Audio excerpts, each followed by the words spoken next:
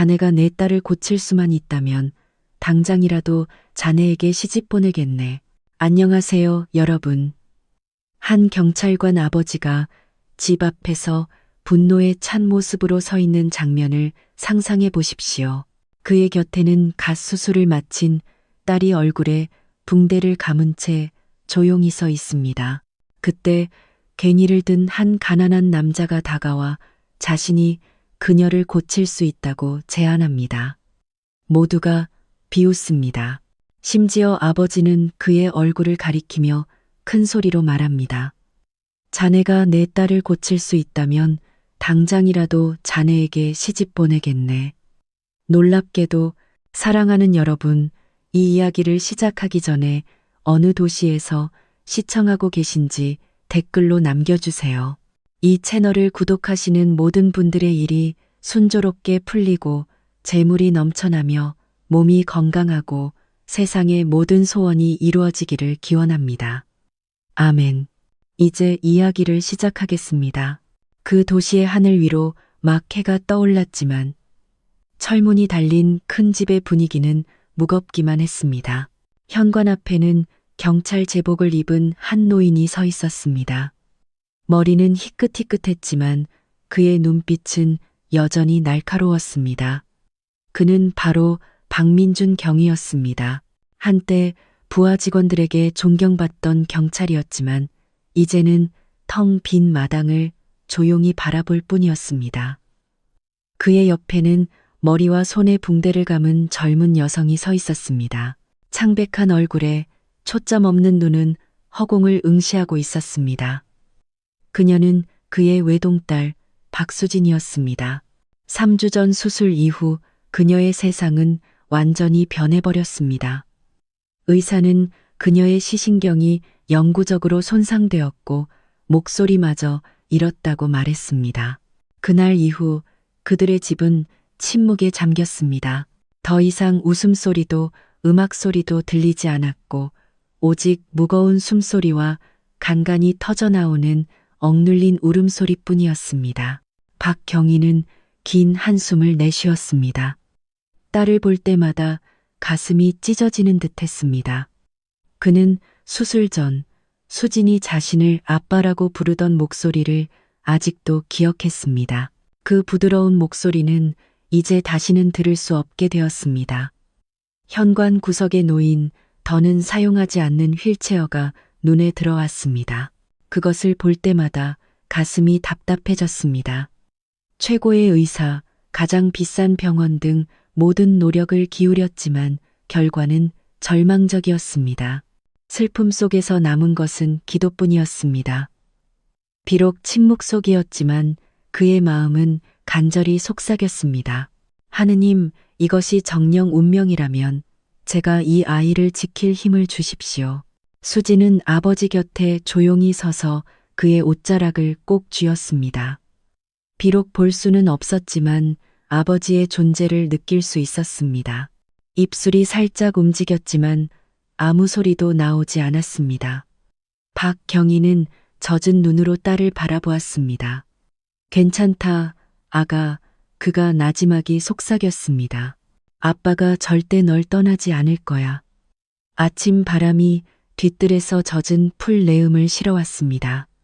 이웃집 다구는 소리가 들려왔지만 모든 것이 멀게만 느껴졌습니다. 의미 없이 그 아침은 마치 얼어붙은 듯 했습니다. 희망도 방향도 없는 텅 빈 아침이었습니다. 그때 멀리서 발소리가 들려왔습니다. 누군가 집 앞을 지나가고 있었습니다. 어깨에 맨 괭이가 부딪히는 소리가 선명하게 들렸습니다. 남루한 옷차림의 한 젊은 남자가 멀리서 그 큰 집을 바라보았습니다. 그는 걸음을 늦추고 잠시 멈춰 섰습니다. 담장 너머로 붕대를 감은 채 힘없이 서 있는 여성의 모습이 그의 눈에 들어왔습니다. 가슴이 철렁 내려앉는 듯 했습니다. 이유는 알 수 없었지만 그의 발걸음은 그 자리에서 멈췄습니다. 그의 어깨에는 여전히 괭이가 있었고 얼굴에는 밭에서 묻은 흙먼지가 남아 있었습니다. 그의 이름은 김민호였습니다. 이웃 마을에서 온 막노동꾼이었습니다. 그의 삶은 소박했지만 그의 눈에는 도시 사람들이 좀처럼 갖지 못한 무언가가 있었습니다. 진실함과 깊은 연민이었습니다. 그는 잠시 서서 수진을 안타깝게 바라보았습니다. 가슴 속에서 이상한 욕구가 솟아올랐습니다. 마음 깊은 곳에서부터 밀려오는 충동과 같았습니다. 그리고 그는 조용히 혼잣말을 했습니다. 안타깝구나. 얼굴에서 빛을 잃었어. 수지는 천천히 고개를 돌렸습니다. 비록 아무도 볼 수 없었지만 마치 미세한 진동이 그녀의 마음을 스쳐 지나가는 듯 했습니다. 그녀가 느끼는 공허함 속에서 설명할 수 없는 작은 온기가 느껴졌습니다. 박경희는 멀리서 그 남루한 남자를 쳐다보았습니다. 그의 늙은 이마에 주름이 잡혔습니다. 왜 저런 막노동꾼이 감히 자기 집 앞에 멈춰서 있는지 의아했습니다. 자신도 모르는 사이에 그 텅 비었던 아침은 그가 평생 상상조차 해보지 못했던 무언가의 시작이 되고 있었습니다. 날은 바뀌었지만 그 큰 집은 여전히 살아있는 무덤처럼 고요했습니다. 거실 중앙에서 수지는 등나무 의자에 조용히 앉아 있었습니다. 고개를 숙인 채 손으로는 허공을 더듬으며 방향을 찾는 듯 했습니다. 무릎 위에는 예전에 항상 가지고 다니던 작은 인형이 놓여 있었습니다. 이제 그 인형은 그녀처럼 조용하기만 했습니다. 밖에서는 가끔 경찰차 소리가 지나갔지만 그녀는 미동도 하지 않았습니다. 한때 다채로웠던 그녀의 세상은 이제 어둡고 텅 비어 있었습니다. 문 앞에서 박경희는 멀리서 딸을 바라보았습니다. 다가가고 싶었지만 발걸음 하나하나가 무겁게 느껴졌습니다. 가슴을 짓누르는 죄책감이 계속되었습니다. 다 내 잘못이야. 그가 나지막이 중얼거렸습니다. 그때 내가 그 수술을 강요하지만 않았더라면. 그는 딸의 머리에 감긴 붕대를 바라보며 수술실에서의 순간들을 떠올렸습니다. 의사가 침울한 얼굴로 나와 무미건조한 톤으로 말했습니다. 저희는 최선을 다했습니다. 박경희님. 하지만 뇌신경이 너무 약했습니다. 그 말은 망치처럼 그를 내리쳤습니다. 그날 이후 그는 삶의 의욕을 잃었습니다. 경찰서의 업무는 소홀히 했고 동료들의 전화도 받지 않았습니다. 모든 것은 단 하나, 이제 영원한 어둠 속에 갇힌 그의 어린 딸에 관한 것이었습니다. 수지는 여전히 그 자리에 있었습니다. 손가락으로 인형을 부드럽게 쓰다듬었습니다. 소리 없이 눈물이 흘러내렸습니다. 그녀 안에는 보이지 않는 상처가 있었습니다. 세상을 볼 수 없다는 것뿐만 아니라 모든 사람에게서 동정의 시선을 느낄 수 있었기 때문입니다. 그녀는 아버지가 후회하고 있다는 것을 알았습니다. 어머니는 오래전에 돌아가셨고 이제 그녀에게는 아버지만이 전부였습니다. 하지만 부르고 싶을 때마다 목소리가 나오지 않았습니다. 세상은 고요했고 심지어 자신의 숨소리마저 낯설게 들렸습니다.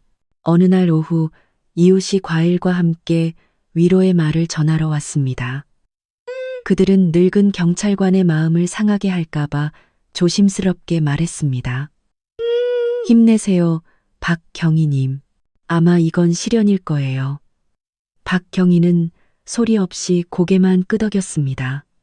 입술이 떨렸지만 대답할 수 없었습니다. 시련이라는 말을 들을 때마다 가슴이 무너졌습니다. 그는 그 말을 듣는 것에 지쳤습니다. 강한 척하는 것에도 지쳤습니다. 밤에 수지는 꿈을 꾸다 깨어났습니다. 눈앞에 빛이 느껴졌지만 눈을 떴을 때 보이는 것은 어둠뿐이었습니다.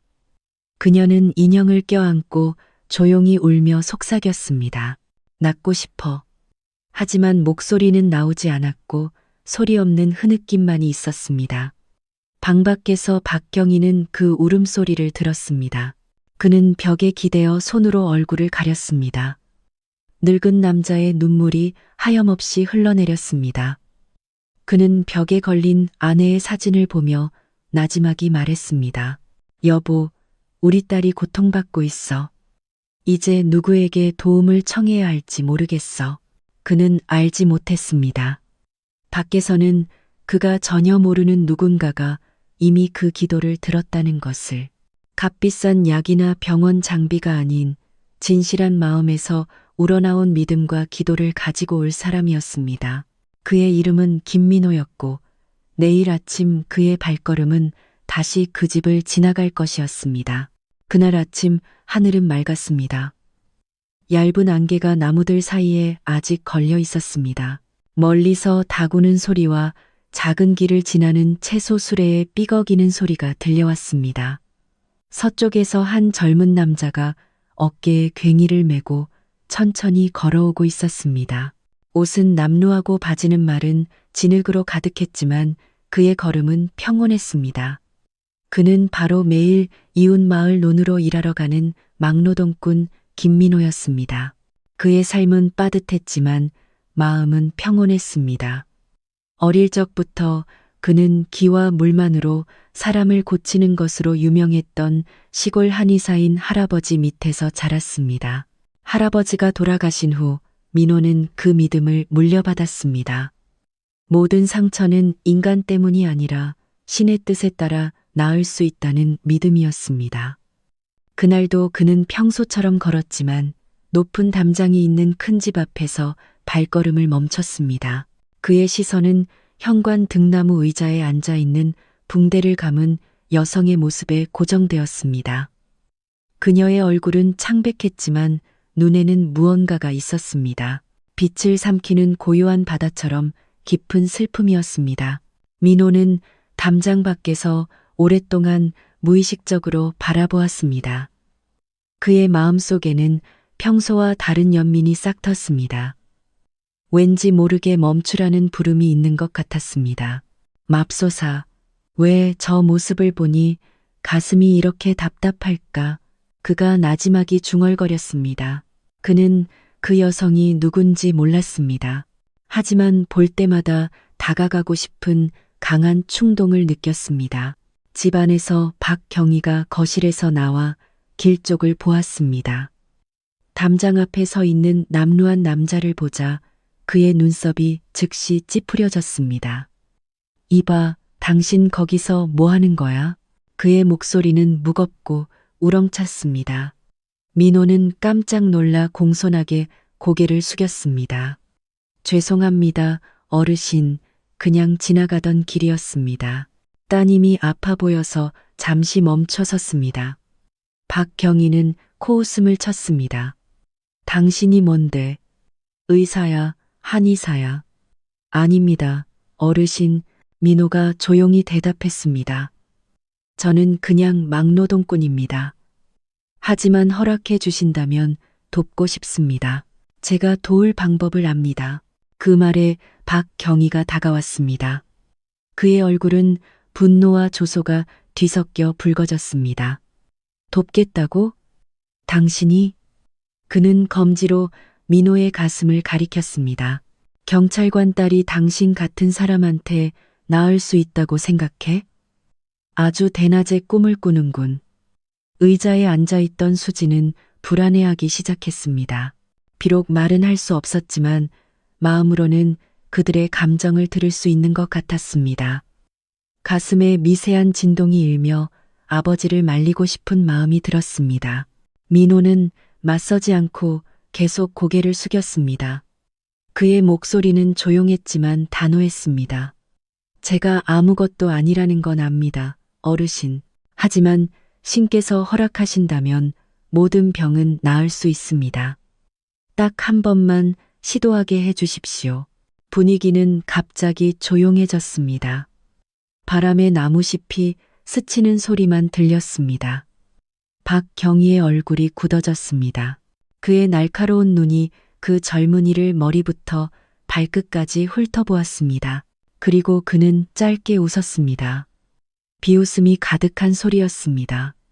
자네가 내 딸을 고칠 수 있다면 당장이라도 자네에게 시집 보내겠네. 그가 민호의 얼굴을 가리키며 큰 소리로 말했습니다. 민호는 말문이 막혔지만 그의 눈은 흔들리지 않았습니다. 그는 고개를 숙이고 대답했습니다. 저는 결혼하러 온 것이 아닙니다. 어르신, 도우러 왔습니다. 그렇게 말한 후 그는 수진을 다시 한번 쳐다보고는 돌아서서 논을 향해 천천히 발걸음을 옮겼습니다. 박경희는 여전히 그 자리에 서 있었습니다. 감정 때문에 가슴이 오르락내리락 했지만 그의 완고한 마음 속에는 왠지 모를 작은 의심이 싹 텄습니다. 나지막이 그는 중얼거렸습니다. 이상하군. 저 젊은이의 눈빛은 평범한 사람 같지 않았어. 수지는 왼쪽 가슴을 붙잡았습니다. 오랜만에 처음으로 다른 무언가를 느꼈습니다. 마치 세상의 어둠 속에서 작은 희망의 빛이 켜지는 듯한 따뜻함이었습니다.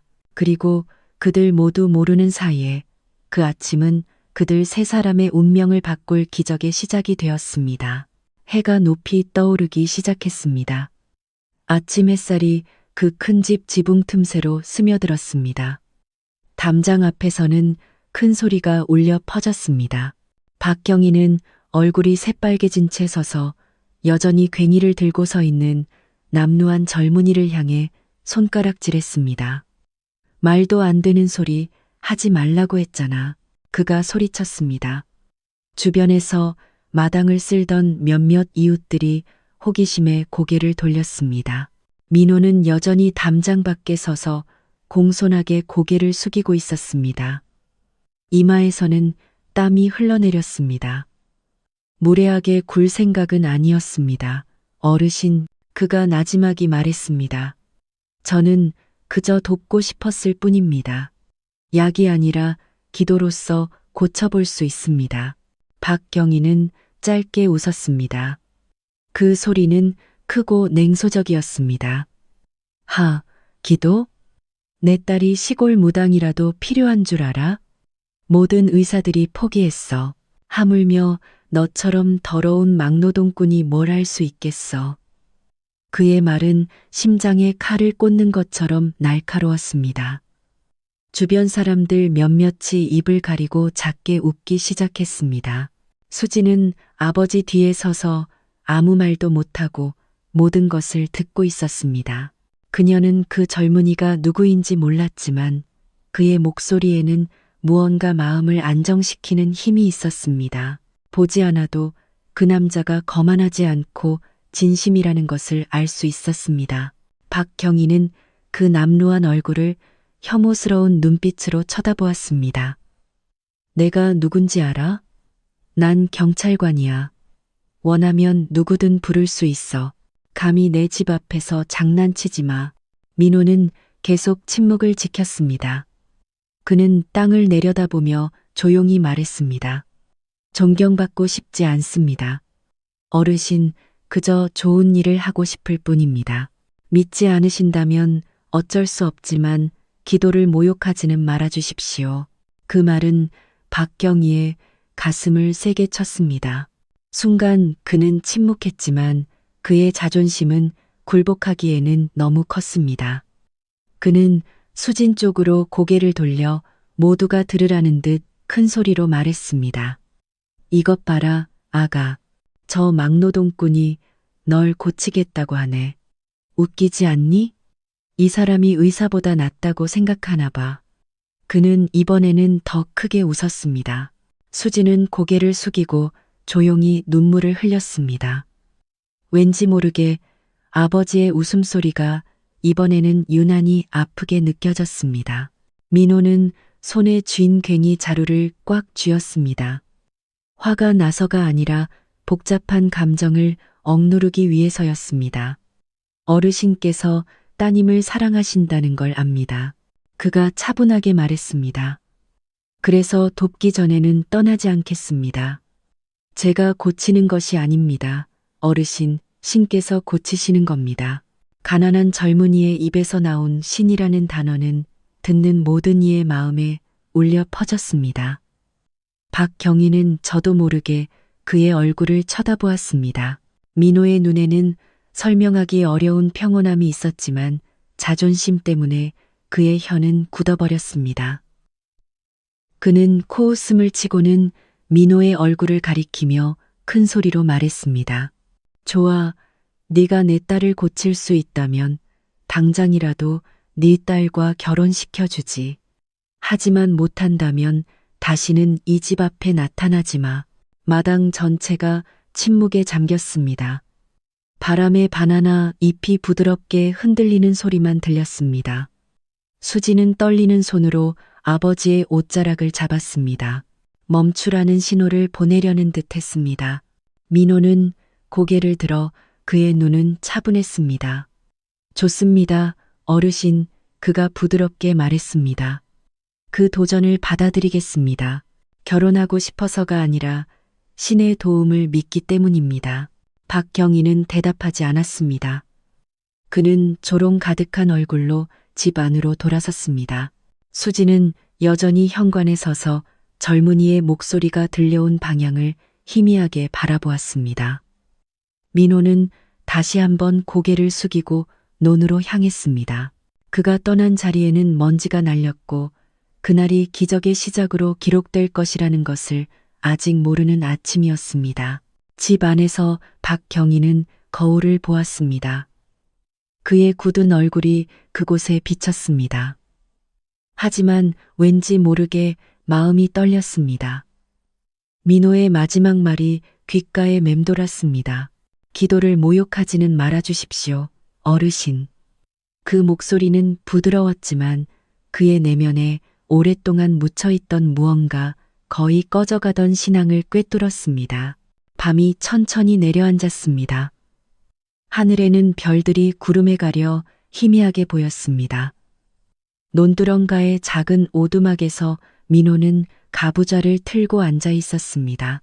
그의 앞에는 작은 등잔불이 깜박였습니다. 그 빛은 대나무 벽에서 춤을 추었습니다. 그의 앞 땅바닥에는 맑은 물이 담긴 양동이가 놓여 있었습니다. 그는 오랫동안 그 물을 바라보다가 눈을 감았습니다. 하느님, 제가 능력이 있어서가 아니라 모든 것을 주관하시는 당신의 권능 때문입니다. 저 아이를 도울 수 있도록 허락해 주십시오. 그가 나지막이 말했습니다. 밤바람이 벽 틈새로 들어왔습니다. 밖에서는 귀뚜라미 소리가 울려 퍼졌습니다. 민호는 손을 들어 할아버지가 물려주신 기도를 읊었습니다. 그것은 주문이 아니라 손길이 닿는 곳에 선함이 깃들기를 바라는 진실한 간청이었습니다. 양동이 안의 물이 그의 마음에서 흘러나오는 기도에 응답하듯 부드럽게 흔들렸습니다. 다음 날 아침 그는 평소보다 일찍 일어났습니다.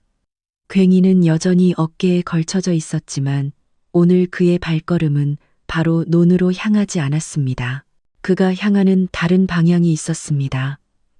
길 끝에 있는 큰 집, 어제 그를 모욕했던 늙은 경찰관의 집이었습니다. 그 집 앞은 조용했습니다.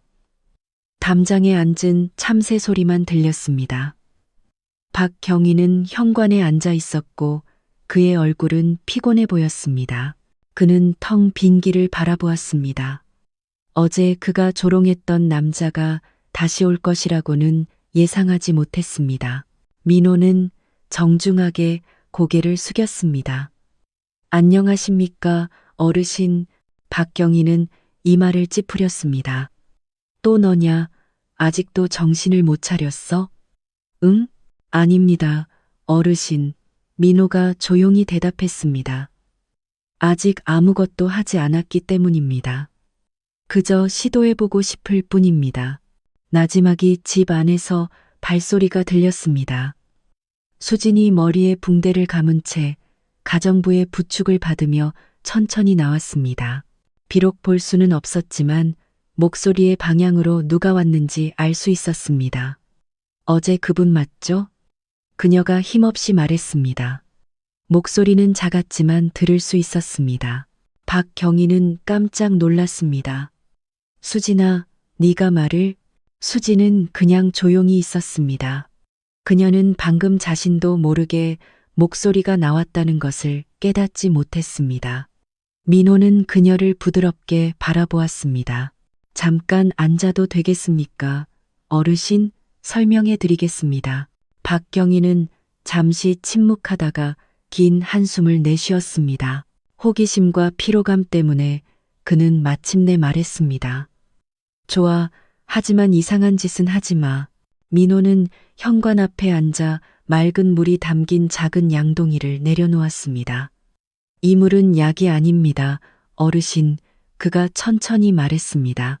이건 그냥 저희 마을 낡은 우물에서 길어온 평범한 물입니다. 하지만 제가 기도를 통해 허락을 구할 때마다 아픈 사람들이 종종 신의 길을 통해 낫곤 했습니다. 박경희는 무표정한 얼굴로 들었습니다. 그래서 이 물을 내 딸에게 쓰겠다는 건가? 네, 어르신. 하지만 제가 고치는 것이 아닙니다. 신께서 결정하시는 겁니다. 분위기는 침묵에 잠겼습니다. 젖은 흙 내음을 실은 바람만 지나갔습니다. 수지는 의자에 앉아 고개를 숙였습니다. 이유 없이 심장이 두근거렸습니다. 민호의 목소리에는 의사나 아버지와는 다른 부드럽고 확신에 찬 무언가가 있었습니다. 박경희는 딸을 바라보다가 잠시 눈을 감았습니다. 그는 어제 자신의 입에서 나온 말을 기억했습니다. 자네가 내 딸을 고칠 수 있다면 당장이라도 자네에게 시집 보내겠네. 그 말은 이제 그의 가슴에 무거운 짐처럼 느껴졌습니다. 민호는 겸손한 눈빛으로 박경희를 바라보았습니다. 저는 아무것도 요구하지 않습니다. 어르신. 허락해 주신다면 수진 씨를 위해 딱 한 번만 기도하고 싶습니다. 침묵, 지붕 위의 새조차 지저김을 멈춘 듯 했습니다. 박경희는 그 젊은이를 오랫동안 바라보다가 천천히 고개를 끄덕였습니다. 좋아, 딱 한 번만이야. 민호는 고개를 숙여 조용히 감사를 표했습니다. 감사합니다. 어르신, 그가 기도를 시작하자 민호의 손이 부드럽게 떨렸습니다. 눈은 감겨 있었고 입술은 짧은 구절을 읊조리고 있었습니다. 각 단어는 무겁게 느껴졌지만 경건했습니다. 수지는 텅 빈 앞을 바라보았습니다. 하지만 왠지 모르게 눈물이 흐르기 시작했습니다. 그녀는 전에 느껴보지 못했던 무언가를 느꼈습니다. 마치 부드러운 빛이 가슴속 깊이 스며드는 듯한 따뜻함이었습니다. 박경희는 침묵 속에서 지켜보았습니다. 그의 자존심과 분노 뒤에는 감히 인정하지 못했던 두려움과 희망이 동시에 존재했습니다.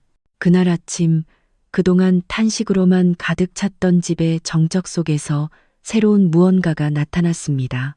위대한 인물의 입에서 나온 것이 아니라 소박한 막노동꾼의 마음에서 우러나온 믿음이었습니다.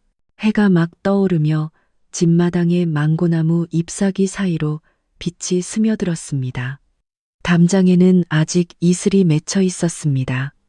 공기는 축축하고 고요하게 느껴졌습니다. 현관에서 박경희는 팔짱을 낀 채 앉아 있었습니다.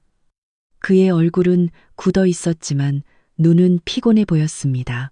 그의 옆에서 수지는 여전히 눈에 붕대를 감은 채 등나무 의자에 기대 앉아 있었습니다. 그들 앞에는 민호가 여전히 바닥에 가부좌를 틀고 앉아 있었습니다. 그의 손은 작은 양동이에서 물을 떠내고 있었습니다. 그의 기도 소리는 거의 들리지 않을 정도로 작았지만 왠지 주변 공기가 달라진 듯 더 평온하고 따뜻하게 느껴졌습니다. 수지는 무릎이 옷자락을 꼭 쥐었습니다. 어두운 시야 속에서 부드러운 기운이 공기를 통해 흘러들어오는 것을 느꼈습니다. 마치 무언가가 그녀의 영혼을 만지는 듯 했습니다. 평소 무겁던 가슴이 이제는 가볍게 느껴졌습니다.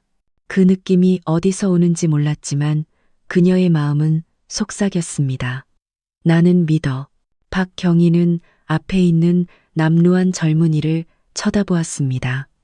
민호의 모든 움직임은 소박했지만 그의 태도는 꾸밈없이 차분했습니다. 거만함도 허황된 약속도 없었고 오직 조용하지만 깊은 신념만이 있었습니다. 처음으로 박경희는 무슨 말을 해야 할지 몰랐습니다.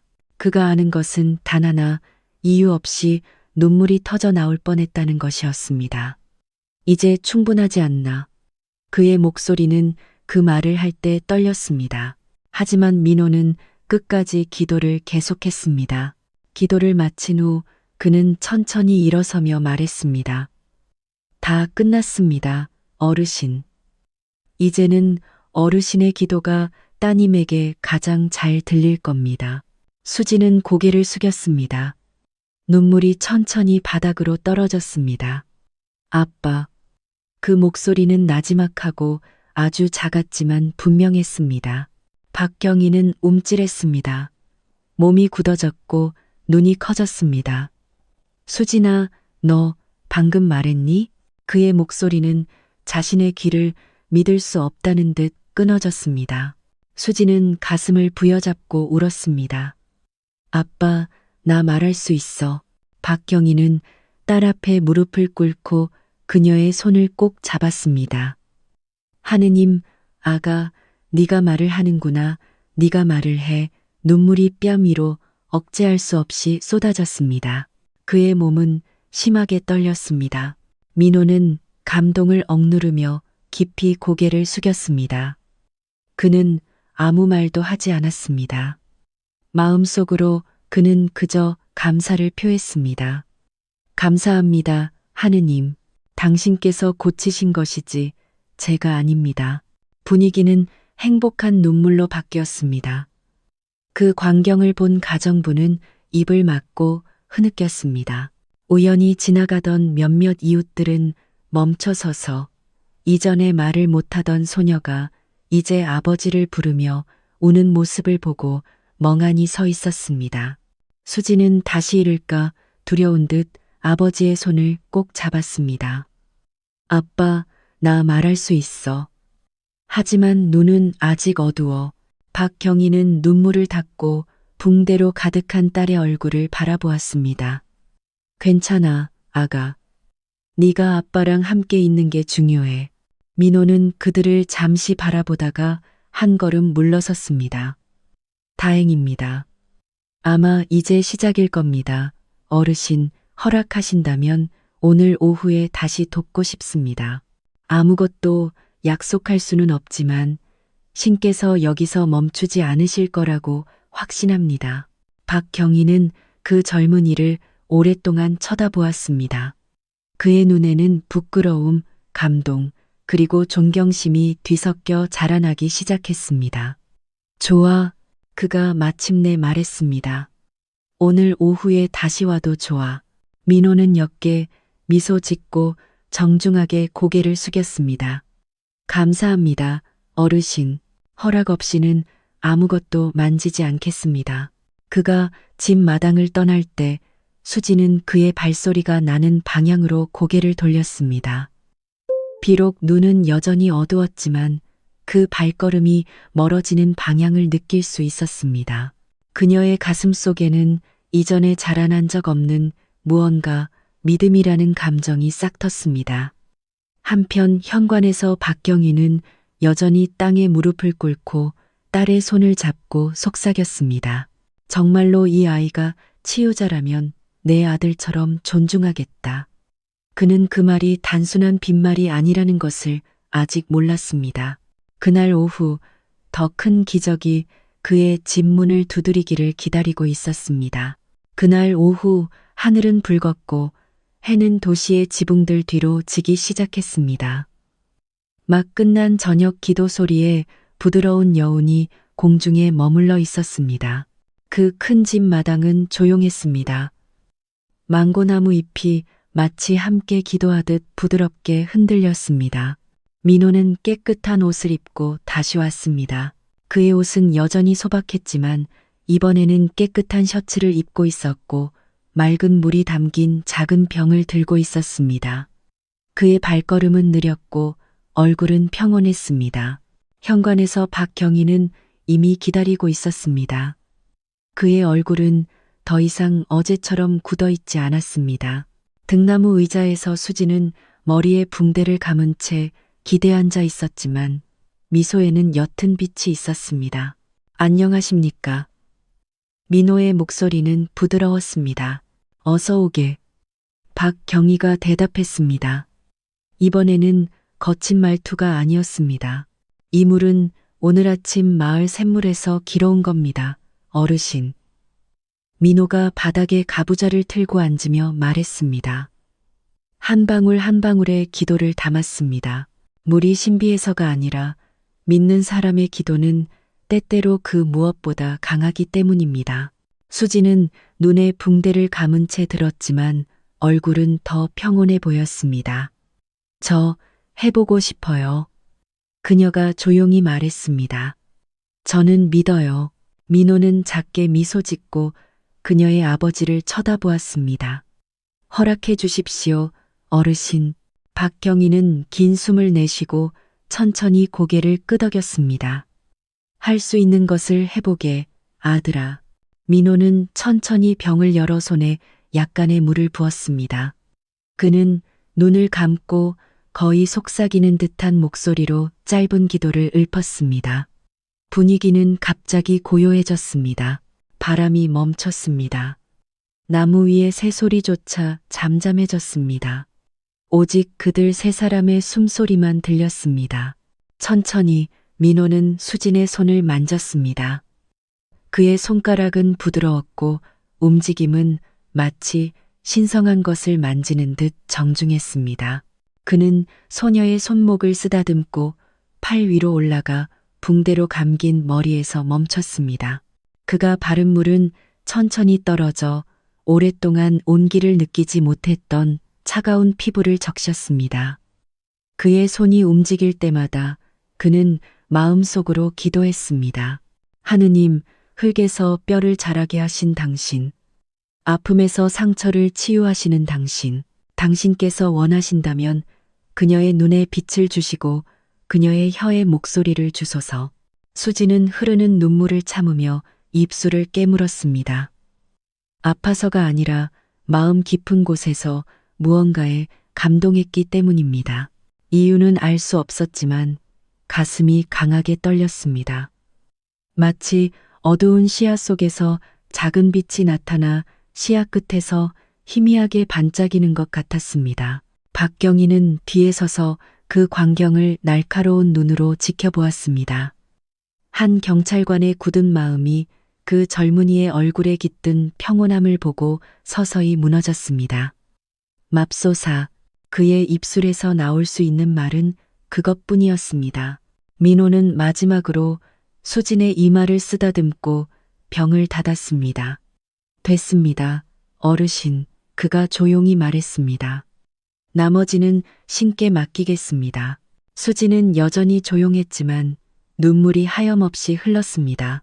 그녀는 왜 갑자기 가슴이 후련해지고 마음이 맑아지며 오랜만에 처음으로 살아있다고 느끼는지 몰랐습니다. 고마워요. 그녀가 조용히 말했습니다. 그 목소리는 거의 들리지 않았지만 분명했습니다. 민호는 고개를 숙였습니다. 저에게 감사하지 마세요, 아가씨. 모든 것은 신으로부터 온 것입니다. 나지막이 수진이 다시 말했습니다. 알아요.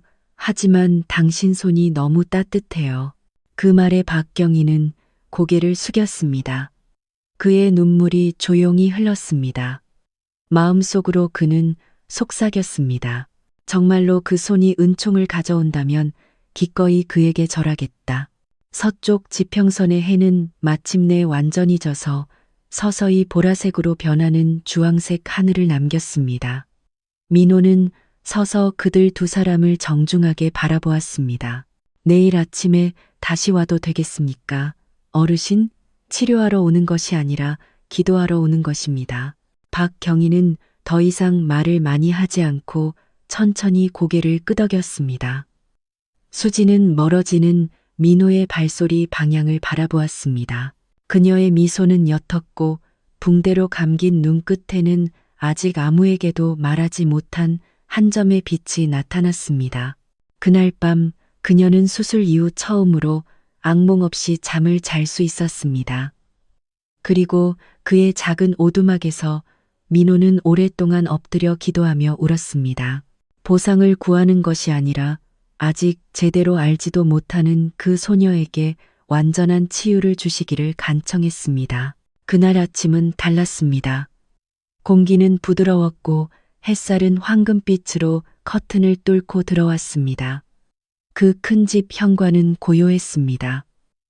거실의 낡은 시계 소리와 막 방에서 나온 수진의 부드러운 발소리만 들렸습니다.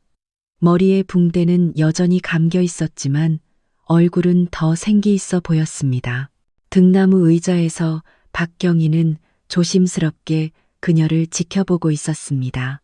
그의 늙은 눈에는 여전히 걱정이 남아 있었지만 시선 깊은 곳에는 자라나기 시작한 희망의 빛이 있었습니다. 천천히, 아가, 그가 부드럽게 말했습니다. 너무 오래 서 있지 마. 수지는 눈을 천으로 가린 채 작게 미소 지었습니다. 아빠, 왠지 오늘 가슴이 가벼워요. 마치 안에서 무언가가 저를 진정시키는 것 같아요. 박경희는 고개를 끄덕였습니다. 아마 기도 때문일 거야. 그가 짧게 대답했습니다. 하지만 마음속으로는 그 느낌이 민호라는 젊은이가 이 집에 온 이후로 나타났다는 것을 알고 있었습니다. 얼마 지나지 않아 문 쪽에서 부드러운 발소리가 들렸습니다. 안녕하십니까? 그 목소리는 부드럽고 정중했습니다. 수지는 즉시 알아차렸습니다. 그 사람 목소리죠? 민호는 같은 물이 담긴 작은 병을 들고 들어섰습니다. 그의 옷은 깨끗했고 햇볕에 그을려 피부는 여전히 검었지만 얼굴은 더 밝아 보였습니다. 박경희는 짧게 고개를 끄덕여 어제 그 자리에 앉으라는 신호를 보냈습니다. 말없이 민호는 가부좌를 틀고 앉아 물병을 열어 수진 앞에 놓았습니다. 아가씨, 이 물을 잠시 손바닥에 놓아도 될까요? 수진은 천천히 고개를 끄덕였습니다. 네. 민호는 물을 떠서 천천히 소녀의 손바닥에 떨어뜨렸습니다. 물은 피부에 차갑게 느껴졌습니다. 하지만 이상하게도 그 차가움에서 몸 전체로 빠르게 퍼져나가는 따뜻한 감각이 나타났습니다. 수지는 부드럽게 손을 쥐었습니다. 숨이 가빠졌습니다. 따뜻해요. 무언가 흐르는 것 같아요. 그녀가 속삭였습니다. 민호는 대답하지 않았습니다. 그는 눈을 감고 하늘만이 들을 수 있는 나지막한 기도를 읊었습니다. 갑자기 바람이 멈췄습니다. 집 앞 나무에서 흔들리던 나무잎이 갑자기 잠잠해졌습니다. 공기가 멈춘 듯 했습니다. 시간이 얼어붙었습니다. 그들 옆에 앉아있던 박경희도 숨을 참았습니다. 새소리조차 사라졌습니다. 그 고요함 속에서 민호의 입에서 나오는 부드러운 중얼거림과 수진의 작은 흐느낌만이 들렸습니다. 몇 초 후 수진은 깜짝 놀랐습니다. 수술 이후 뻣뻣했던 손가락이 이제 움직이기 시작했습니다. 손목에서 미세한 맥박을 느꼈고 축축한 붕대 뒤로 천천히 눈을 떴습니다. 희미한 빛이 천을 뚫고 들어왔습니다. 아빠, 그녀의 목소리는 갈라졌습니다. 박경희는 벌떡 일어섰습니다. 수진아, 너 왜 그래? 수진은 울었습니다. 눈물이 흘러내렸습니다. 빛이 있어요. 무언가 보여요. 분위기는 완전히 바뀌었습니다. 박경희는 믿을 수 없다는 듯 쳐다보다가 고개를 숙여 머리를 감쌌습니다. 그의 목소리는 떨렸습니다. 하느님, 정말이구나. 수지는 떨리는 손으로 아버지의 얼굴을 더듬었습니다. 빛이 보여요. 아직 선명하지는 않지만 보여요. 아빠. 눈물이 뺨 위로 떨어져 거의 울음과 같은 작은 웃음과 함께 흘러내렸습니다. 민호는 여전히 그 자리에 조용히 앉아 고개를 숙이고 있었습니다. 그의 눈에서도 소리 없이 눈물이 흘렀습니다. 그는 자신의 손이 고친 것이 아니라는 것을 알았습니다. 그것은 하늘이 오랫동안 품고 있던 기도에 대한 응답일 뿐이었습니다. 분위기는 감동적이었습니다. 멀리서 지켜보던 가정부는 입을 막고 울었습니다. 지나가던 이웃들은 담장 앞에 멈춰서서 쇠창살 틈으로 경찰관 집안의 흐느낌 가득한 분위기를 보고 어리둥절해했습니다. 박경희는 무릎을 꿇고 딸을 꼭 껴안았습니다. 아가, 아빠가 보이니? 수지는 울음 사이로 미소 지었습니다. 아직 선명하지는 않지만 아빠 얼굴이 울고 있다는 건 알아요. 그 포옹 속에서 민호는 천천히 일어섰습니다. 그는 주목받고 싶지 않았습니다. 그의 발걸음은 문으로 향했지만 몇 걸음 가지 않아 박경희의 목소리가 그를 멈춰 세웠습니다. 민호군, 민호는 멈춰서서 고개를 돌렸습니다. 고맙네, 박경희가 나지막이 말했습니다. 목소리는 쉬었고 눈은 젖어 있었습니다. 아직입니다, 어르신, 민호가 조용히 대답했습니다. 이제 시작일 뿐이지만 기적은 이미 문을 두드렸습니다. 그리고 정말로 그날 오후 바람이 멎은 것은 우연이 아니었습니다. 그것은 그들 세 사람의 운명이 이제 막 상처로 가득했던 길에서 빛과 깊은 후회로 가득 찰 길로 꺾였다는 신호였습니다. 새벽이 오기 전이었지만 그 큰 집은 이미 울음과 기도 소리로 살아 있었습니다. 밖에서 나는 젖은 흙 내음이 집안의 따뜻한 공기와 섞였습니다. 거실에서 박경희는 여전히 바닥에 무릎을 꿇고 막 시력을 되찾은 딸을 꼭 껴안고 있었습니다. 수지는 아버지의 품에 안겨 울었지만 슬픔의 눈물이 아니었습니다. 감사의 눈물이었습니다. 아빠, 아빠, 얼굴이 보여요. 모든 게 보여요. 이거 꿈 아니죠, 아빠? 박경희는 고개를 저으며 목소리가 떨렸습니다. 아니야, 아가, 이건 꿈이 아니야. 현실이야. 하느님께서 우리에게 두 번째 기회를 주셨어. 두 사람의 뺨에 눈물이 흘러내렸습니다. 한때 그 집을 뒤덮었던 침묵은 이제 안도의 울음으로 바뀌었습니다. 그들 뒤에서 민호는 여전히 가슴 앞에 손을 모으고 서 있었습니다. 얼굴은 숙여져 있었습니다. 그는 아버지와 딸 사이의 순간을 방해하고 싶지 않았지만 그의 마음도 함께 떨렸습니다. 그의 눈에서 맑은 눈물이 소리 없이 떨어졌습니다. 수지는 아버지의 포옹에서 벗어나 문 근처에 서 있는 민호를 향해 바라보았습니다. 저 사람이죠. 저를 도와준 사람. 모든 것이 신을 믿으면 나을 수 있다고 말한 사람. 박경희는 고개를 돌렸습니다. 그의 시선은 길고 죄책감과 경외심으로 가득 차 있었습니다. 그는 천천히 일어서서 민호에게 다가갔습니다. 그리고 누군가 무슨 말을 하기도 전에 그는 무릎을 꿇고 그 젊은이의 손을 꼭 잡았습니다. 젊은이, 나를 용서하게. 그가 나지막이 말했습니다. 내가 자네를 모욕하고 비웃었네. 자네가 우리를 돕기 위해 신께서 선택한 사람인 줄도 모르고. 목소리가 갈라졌고 눈물이 민호의 손에 떨어졌습니다. 그 젊은이는 깜짝 놀랐습니다. 그는 서둘러 정중하게 손을 뺐습니다. 그러지 마십시오, 어르신. 저는 그럴 자격이 없습니다. 저는 그저 선한 길의 통로가 될 기회를 우연히 얻은 하인일 뿐입니다. 수진도 그들 두 사람을 바라보았습니다. 눈은 젖어 있었습니다. 아빠, 울지 마세요. 하느님은 이미 아빠를 용서하셨을 거예요. 저는 확신해요.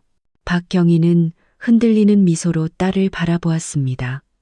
아빠는 감사함 때문에 우는 건 부끄럽지 않아, 아가. 오히려 예전에 너무 거만했던 게 부끄러울 뿐이야. 그는 다시 민호를 쳐다보았습니다. 알고 있나, 젊은이, 자네가 처음 왔을 때 나는 자네를 그저 남루한 막노동꾼으로만 봤네. 관심을 끌려는 미친 사람인 줄 알았지. 하지만 이제 깨달았네. 때로는 천사가 가장 소박한 사람을 통해 올 수도 있다는 것을. 민호는 고개를 숙였습니다. 저도 어르신으로부터 아버지의 사랑에 대해 많이 배웠습니다. 어르신께서 따님을 위해 얼마나 기꺼이 무너지려 하시는지 직접 보았습니다. 그 말에 박경희는 침묵했습니다. 그는 긴 숨을 내쉬고 민호를 껴안았습니다. 깊고 정직하며 눈물로 가득한 포옹이었습니다. 분위기는 감동적이었습니다. 가정부도 조용히 울었습니다. 몰래 와 있던 이웃들도 눈물을 훔쳤습니다. 수지는 서서 여전히 떨리지만 확고한 걸음으로 다가갔습니다. 그녀는 민호의 손을 잡았습니다. 고마워요. 당신은 제 눈뿐만 아니라 아버지의 마음도 고쳐주었어요. 민호는 그 소녀를 쳐다보았습니다. 저는 상처를 만졌을 뿐입니다. 모든 것을 고치신 분은 신입니다. 아침 바람이 창문을 통해 들어와 커튼을 부드럽게 흔들었습니다. 박경희는 하늘을 올려다보고 얼굴을 닫고 바닥에 엎드렸습니다. 하느님, 당신은 제가 결코 예상하지 못했던 방식으로 당신의 위대함을 보여주셨습니다. 당신은 저를 이 젊은이와 만나게 하셨습니다. 우연이 아니었습니다. 수진도 아버지 옆에 엎드렸습니다. 한편 민호는 서서 고개를 숙이고 마음속으로 감사의 기도를 읊었습니다. 온 집안이 엎드림과 눈물에 잠겼습니다. 감동적인 흐느낌과 기도의 속삭임 외에는 아무 소리도 들리지 않았습니다. 밖에서 닭이 처음으로 울며 아침이 왔음을 알렸습니다. 오랫동안 어둠에 잠겨 있던 그 집에 처음으로 빛이 가득한 아침이었습니다. 그리고 그날 이후로 그 집에는 더 이상 모욕이 없었습니다. 아버지의 가슴에는 더 이상 자존심이 없었습니다. 남은 것은 기저귀 지위나 높은 학식 때문에 오는 것이 아니라 진실한 하인의 기도와 순종하는 마음 때문에 온다는 깨달음뿐이었습니다. 그날 하늘은 마치 땅의 눈물을 참는 듯 흐렸습니다. 그 큰 집 현관에서 박경희는 혼자 앉아 있었습니다. 그의 경찰 제복은 무릎 위에 깔끔하게 접혀 있었지만 더 이상 입지 않았습니다. 머리는 완전히 희끗희끗해졌습니다. 얼굴의 주름은 이전보다 더 깊어졌습니다. 손에는 빈 종이 한 장과 아직 건드리지 않은 검은 펜이 있었습니다. 아침부터 그는 말을 많이 하지 않았습니다. 눈물과 엎드림으로 가득했던 밤이 지나고 이제 그의 가슴에 남은 것은 너무나 무거운 죄책감뿐이었습니다. 그는 민호가 처음 괭이를 어깨에 메고 서 있던 앞마당을 바라보았습니다. 그는 여전히 그 젊은이의 얼굴을 가리키며 냉소적으로 웃던 자신의 모습을 선명하게 기억했습니다. 그 목소리가 머릿속에서 다시 울려 퍼졌습니다. 자네가 내 딸을 고칠 수 있다면 당장이라도 자네에게 시집 보내겠네.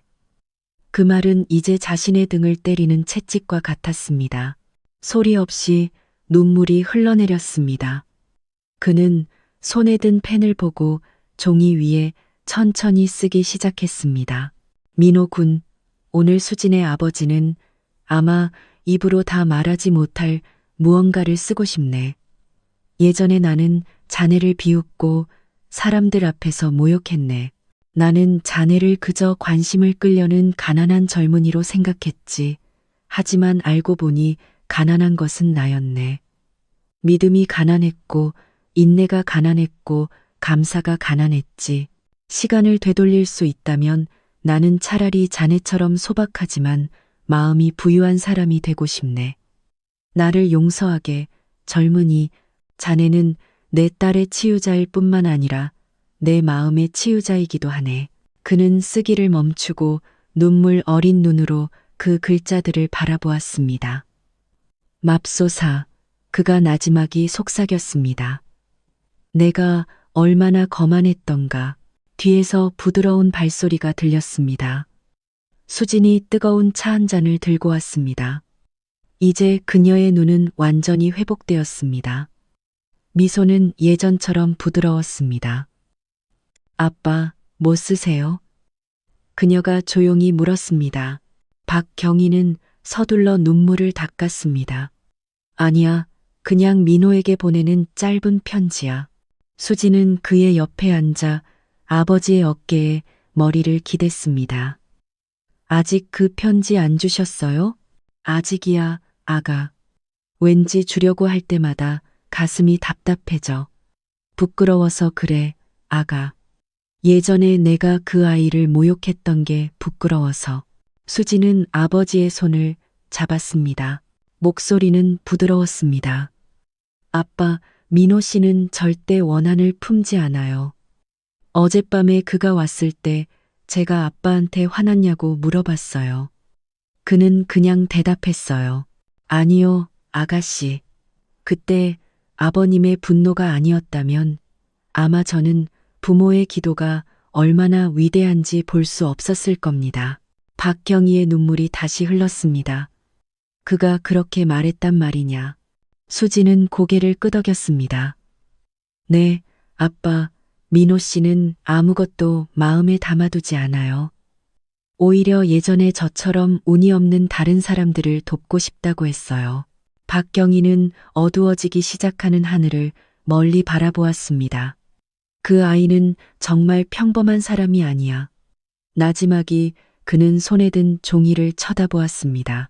약속하마, 아가. 오늘부터 매일 밤 그 아이를 위해 기도하겠다. 그리고 그가 무언가 필요하다면 내가 가장 먼저 달려가 돕겠다. 수지는 차분해지기 시작하는 아버지의 얼굴을 바라보았습니다. 작은 미소가 그녀의 입가에 번졌습니다. 아빠, 많이 변하셨어요. 그녀가 부드럽게 말했습니다. 박경희는 딸의 머리를 쓰다듬었습니다. 변한 게 아니야, 아가, 치유된 거지. 눈 멀고 말 못하는 것보다 더 위험한 병, 교만에서 치유된 거야. 두 사람은 오랫동안 조용히 있었습니다. 마당을 적시는 첫 빗방울 소리만 들렸습니다. 그는 손에 든 글을 다시 한번 보고 종이를 깔끔하게 접어 주머니에 넣었습니다. 내일 민호를 만나러 가겠다. 그가 단호하게 말했습니다. 이 편지를 직접 주겠다. 다시 사과하기 위해서가 아니라 고맙다고 말하기 위해서. 수지는 자랑스럽게 아버지를 바라보며 미소 지었습니다. 저도 같이 갈래요, 아빠. 박경희는 고개를 끄덕였습니다. 그래, 아가. 같이 만나러 가자. 밖에서는 비가 세차게 내리기 시작하여 마당에 흙을 적셨습니다.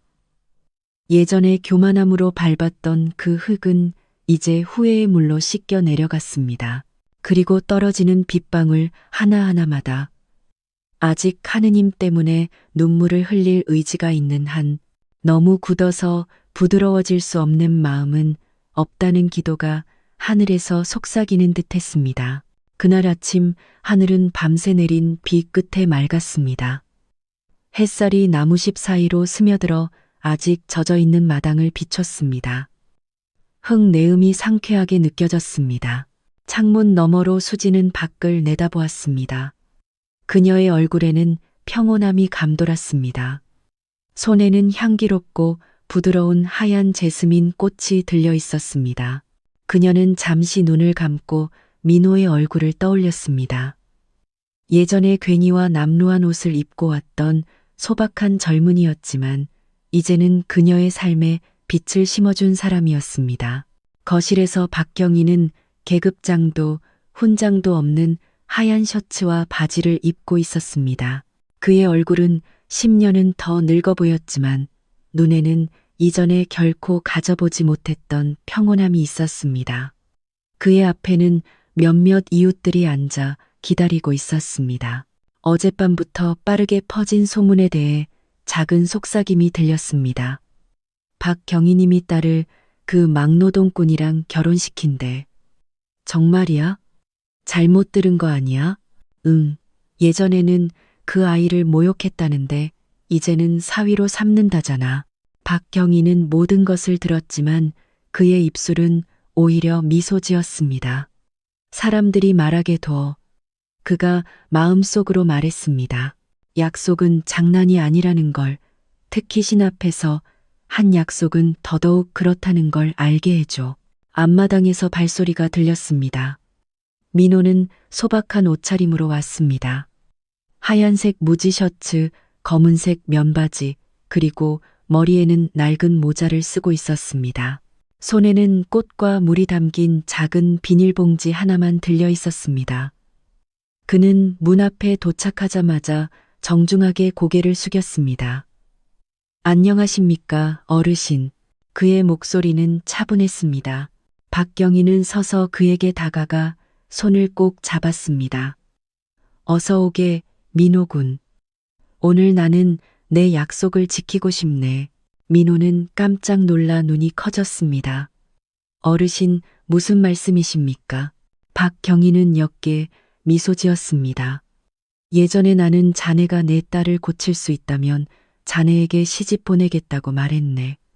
그때 나는 거만하게 비웃으며 말했지. 하지만 신께서는 내 말을 내가 지켜야 할 약속으로 되돌려 주셨네. 나지막이 수진이 집 안에서 나타났습니다. 그녀의 걸음은 느렸고 크림색의 소박한 한복을 입고 있었습니다. 그녀의 눈은 보석 때문이 아니라 정직한 행복 때문에 빛나고 있었습니다. 그녀는 부끄러운 듯 고개를 숙였지만 입가의 미소는 숨길 수 없었습니다. 민호는 넋을 잃고 그녀를 쳐다보았습니다. 가슴이 세차게 뛰었습니다. 자랑스러워서가 아니라 감동해서였습니다. 어르신, 저는 자격이 없습니다. 그가 조용히 말했습니다. 박경희는 그의 어깨를 두드렸습니다. 아니, 자네야말로 가장 자격이 있네, 젊은이. 자네가 내 딸의 삶을 되돌려 주었어. 자네가 나에게 겸손의 의미를 가르쳐 주었지. 자네는 평범한 사람이 아니야, 민호. 자네는 내가 미처 깨닫지 못한 채 신께서 보내주신 축복일세. 수지는 고개를 숙였습니다. 그녀의 손은 민호에게 내밀어졌을 때 떨렸습니다. 저는 괜찮아요, 민호 씨. 아빠 때문이 아니라 당신이 거만함이 아닌 도움을 주기 위해 왔다는 것을 알기 때문이에요. 당신의 손에는 저를 지켜줄 수 있는 진실함이 있다는 것을 믿어요. 분위기는 고요해졌고 집 앞 나무에서 새소리만 들렸습니다. 처음에는 비웃던 몇몇 이웃들도 이제 눈물을 흘리기 시작했습니다. 마당 중앙에서 한 주례가 서서 소박한 예식을 준비했습니다. 돗자리가 깔리고 두 잔의 물이 기도 매트 옆에 놓였습니다. 모든 것이 소박해 보였지만 하늘의 눈에는 그것이 가장 장엄한 순간이었습니다. 한때 모욕으로 맺어졌던 두 영혼이 이제는 기도로 하나가 되었습니다.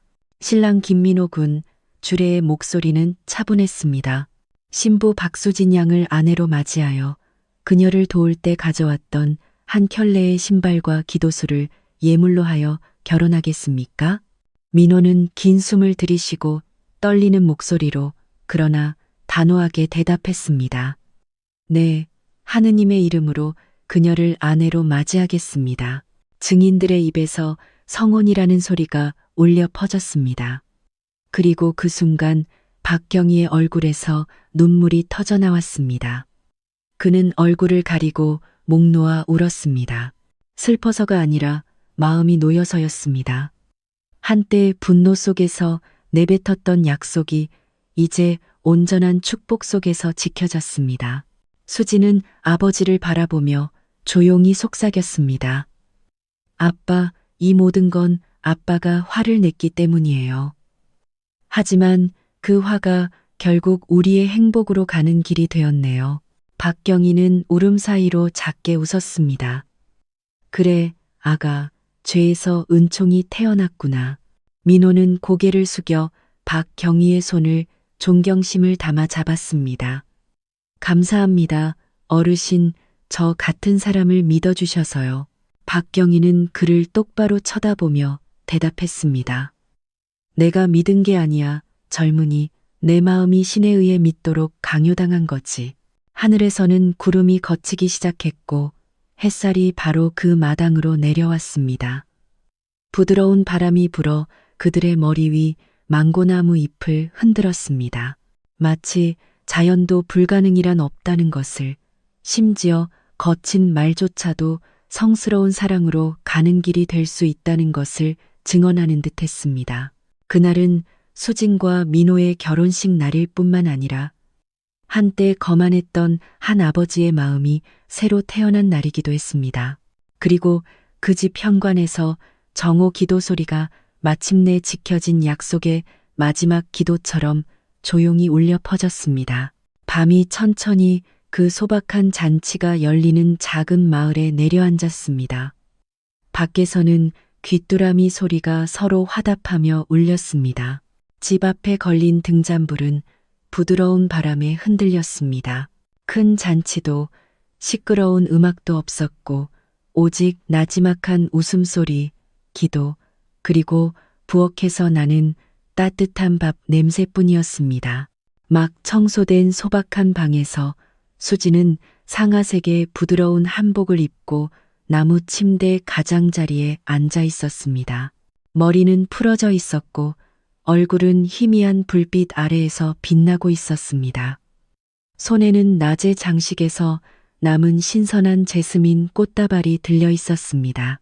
가슴이 두근거렸지만 두려워서가 아니라 이토록 강하게 느껴본 적 없는 감사함 때문이었습니다.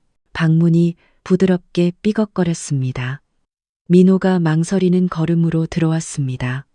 그는 여전히 하얀 셔츠와 바지를 입고 있었습니다. 얼굴은 깊이 숙여져 있었습니다. 손에는 물 한 잔이 들려 있었습니다. 죄송합니다, 아가. 아니, 수진 씨, 그가 떨리는 목소리로 조용히 말했습니다. 그냥 이물을 주려고요. 우리 가정이 축복받기를 방금 다시 기도했어요. 수지는 천천히 고개를 돌려 남편의 얼굴을 바라보았습니다. 눈이 멀었을 때 희미한 그림자로 보았던 그 눈이 이제 눈앞에 선명하게 보였습니다. 거만함 없이 맑고 차분했습니다. 그녀는 미소 지었습니다. 당신이 여기 앉으면 마실게요. 민호는 천천히 다가가 침대 앞 바닥에 앉았습니다. 그는 감히 똑바로 쳐다보지 못했습니다. 제가 여기까지 올 줄은 꿈에도 몰랐어요, 수진 씨. 그가 나지막이 말했습니다. 예전에는 그냥 괭이를 어깨에 메고 당신 집 앞을 지나갔고 부자들이 저를 볼까봐 두려웠어요. 수지는 그를 쳐다보았습니다. 눈물이 흐르기 시작했습니다.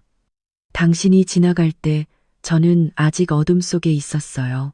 하지만 왠지 우리 집 앞에 서 있는 사람이 평범한 사람이 아니라는 걸 느낄 수 있었어요. 당신의 목소리에서 당신이 진심이라는 걸 알았어요. 민호는 고개를 숙였습니다. 저는 그냥 돕고 싶었을 뿐이에요, 수진 씨. 결혼이나 다른 어떤 것도 의도하지 않았어요. 아버님께서 그 약속을 하셨을 때 저는 오히려 두려웠어요. 그게 제 인내심을 시험하는 시련이라고 생각했어요. 수지는 눈물을 닦으며 미소 지었습니다.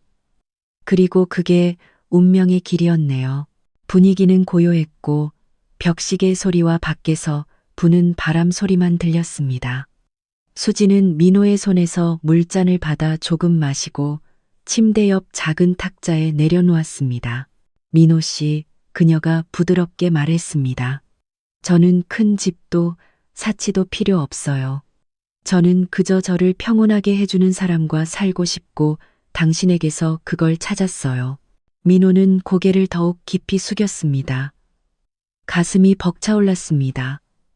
그는 무슨 말을 해야 할지 몰랐습니다. 저는 그냥 막노동꾼이에요, 수진 씨. 아마 사람들이 뒤에서 계속 말할 거예요. 당신에게 사치를 약속할 수는 없어요. 수지는 미소 지었습니다. 제가 필요한 건 당신의 진실한 마음뿐이에요. 그건 그 어떤 것보다도 값져요. 민호는 더 이상 참을 수 없었습니다. 그는 눈을 감았습니다. 눈물이 한 방울씩 떨어졌습니다. 그는 조심스럽게 수진의 손을 잡았습니다. 그녀를 놀라게 할까봐 두려웠습니다. 그렇다면 제가 당신을 아내로서 뿐만 아니라 신께서 주신 소중한 선물로서 지키게 해주세요. 그가 나지막이 말했습니다. 수지는 눈물을 흘리며 고개를 끄덕였습니다. 저는 당신의 손을 통해 치유되었어요. 민호 씨, 제 눈뿐만 아니라 제 마음도요. 예전에는 세상을 빛으로만 봤지만 이제는 감정으로 세상을 보고 그 감정 속에 당신이 있어요. 바람이 창문으로 들어와 커튼을 부드럽게 흔들었습니다. 밖에서는 반달이 구름 뒤에서 나타났습니다. 그 빛이 그들 두 사람이 앉아 있는 나무 바닥에 떨어졌습니다. 말없이 그들은 그냥 조용히 서로를 바라보았습니다. 그리고 그 고요함 속에는 말하지 않았지만 느껴지는 수천 개의 기도가 있었습니다. 거실에서 박경희는 의자에 혼자 앉아 열린 창문을 바라보며 방 안에서 들려오는 그들 두 사람의 부드러운 목소리를 들었고 그의 마음은 평온했습니다. 하느님, 그가 속삭였습니다. 제 약속을 지켜주셔서 감사합니다.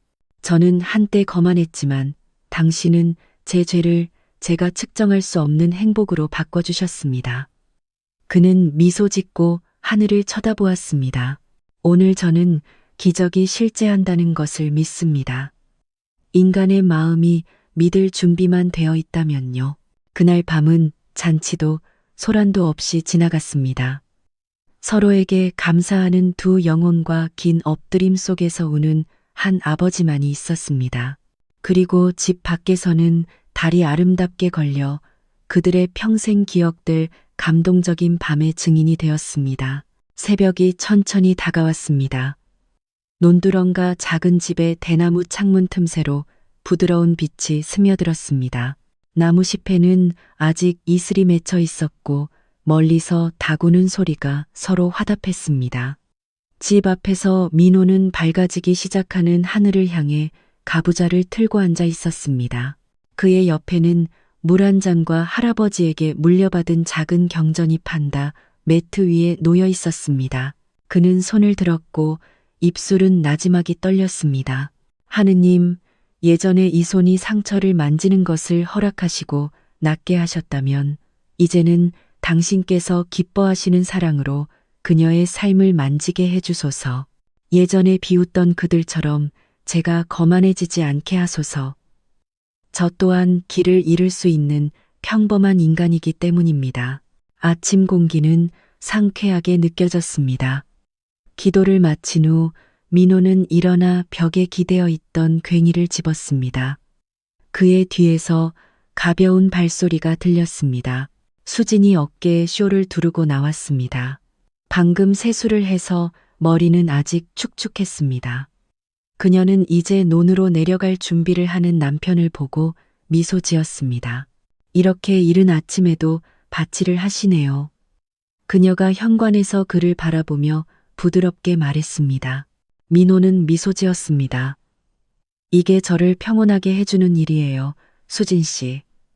이 손이 힘이 있는 한 계속 일해서 우리 살림이 정직하고 깨끗하게 하고 싶어요. 수진은 다가가 그의 손에 따뜻한 밥과 된장찌개가 담긴 작은 도시락을 쥐어주었습니다. 제가 쌌어요.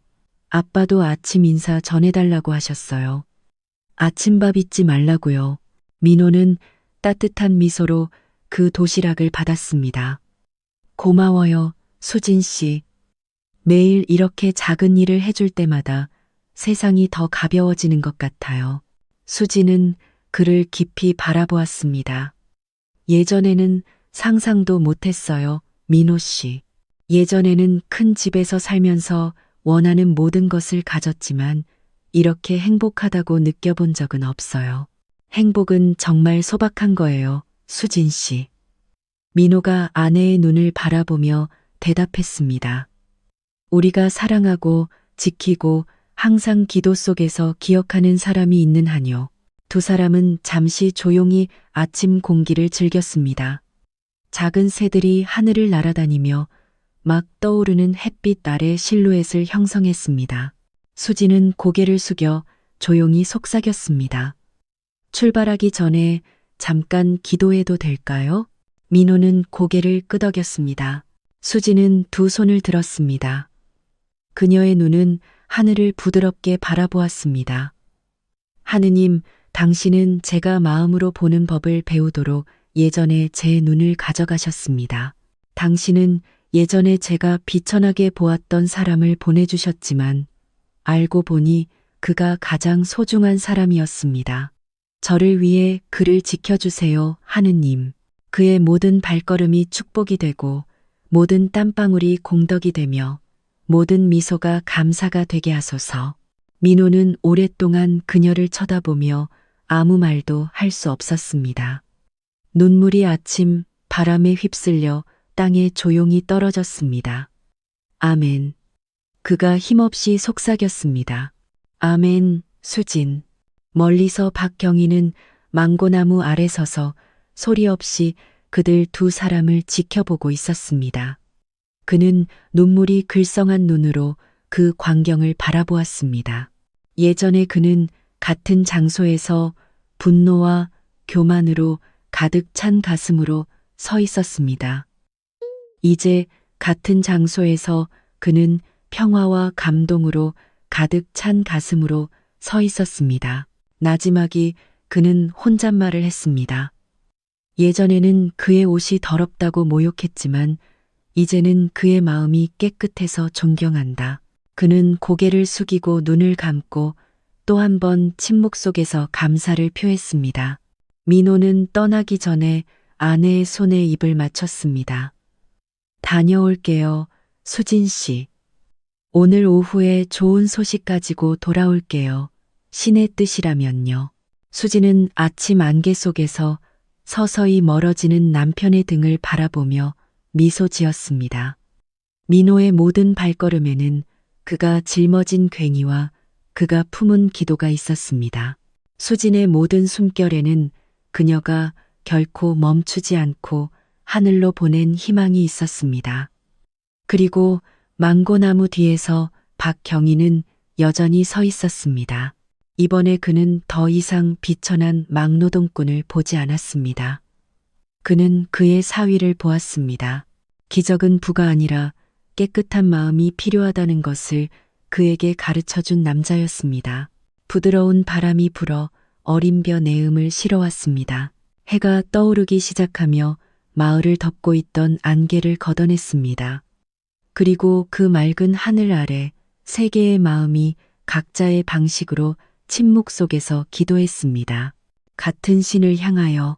아침 해가 논두렁과 작은 집 창문을 뚫고 들어왔습니다. 새들은 낮게 날아다녔고 막 갈아엎은 밭에서 젖은 흙 내음이 풍겨왔습니다.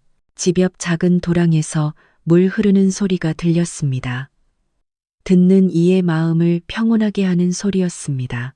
마당에서 민호는 어린 묘목 주위의 흙을 두드리며 서 있었습니다.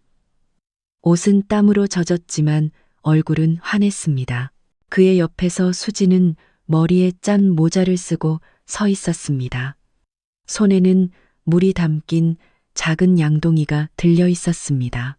민호가 괭이질을 할 때마다 수지는 주위의 흙에 조심스럽게 물을 뿌렸습니다.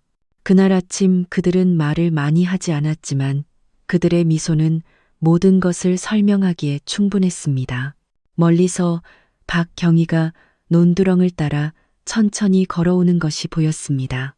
이제 그의 머리는 더 하얗고 몸은 더 차분해졌습니다.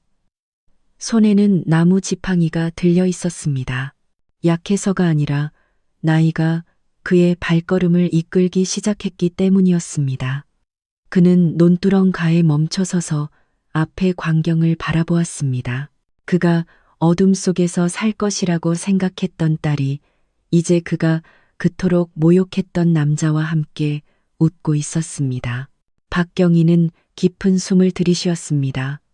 마음이 따뜻해졌습니다. 하느님 감사합니다. 그가 속삭였습니다. 예전에는 교만 때문에 웃었지만 이제는 행복 때문에 웁니다. 민호는 장인어른이 오는 것을 보고 즉시 다가갔습니다. 아버님, 이른 아침에 여기까지 오셨네요. 집에서 쉬시지 않고요? 박경희는 사위의 어깨를 두드리며 미소 지었습니다. 교만한 사람으로 살 때 충분히 쉬었네, 아들아. 이제는 감사하는 법을 배우고 싶네. 수진도 다가와 밝은 미소로 아버지를 껴안았습니다.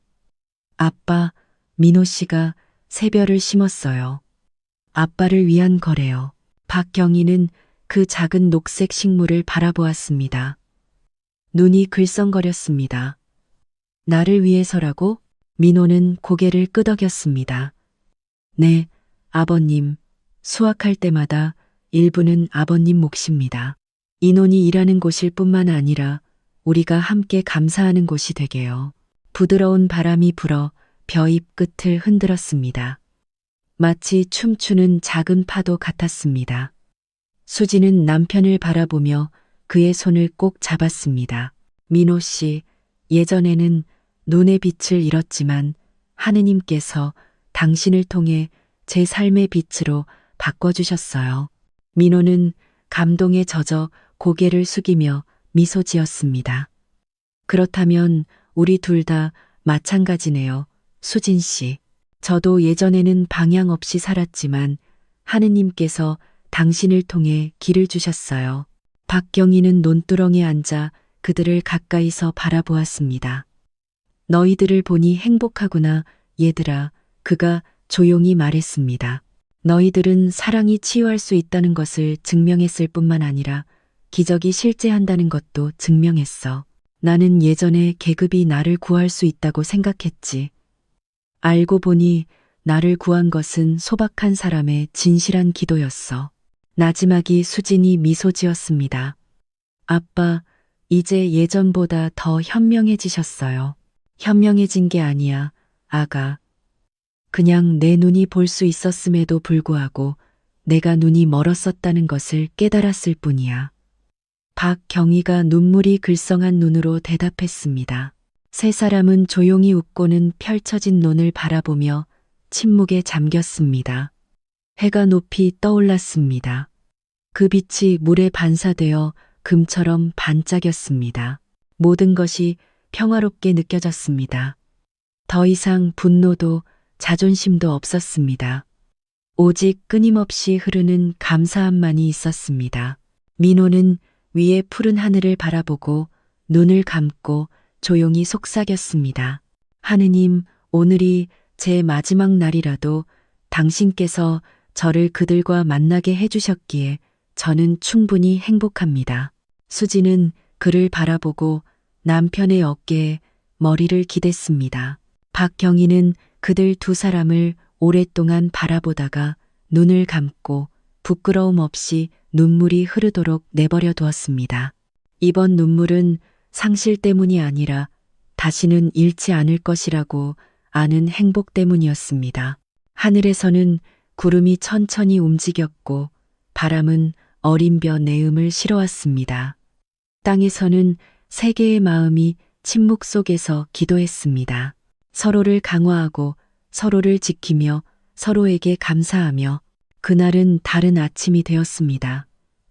더 이상 교만으로 가득 찬 아침이 아니라 후회와 진실한 사랑에서 태어난 빛으로 가득 찬 아침이었습니다. 그리고 그날 이후로 그 마을길을 지나는 사람은 누구나 잠시 멈춰서서 길가의 작은 논을 바라보았습니다. 예전에 한 가난한 막노동꾼이 모욕당했던 곳이었지만 이제는 한 하인의 기도가 가장 소박한 땅에서 기적을 키울 수 있다는 상징이 된 곳이었습니다. 그리고 그 새로운 아침 햇살 아래 그들 세 사람의 삶은 평화롭게 그들의 생이 다할 때까지 이어졌습니다. 사랑하는 여러분, 이것으로 오늘 우리 이야기의 끝입니다. 이 이야기가 우리 모두에게 의미 있는 삶의 교훈이 되기를 바랍니다. 이 영상이 끝나기 전에 이런 이야기가 마음에 드셨다면 좋아요 버튼을 누르고 친구들과 공유하며 지혜의 나열 채널을 구독하여 흥미롭고 의미 있는 다른 이야기들을 놓치지 마세요. 시간을 내주셔서 대단히 감사합니다. 안녕히 계십시오.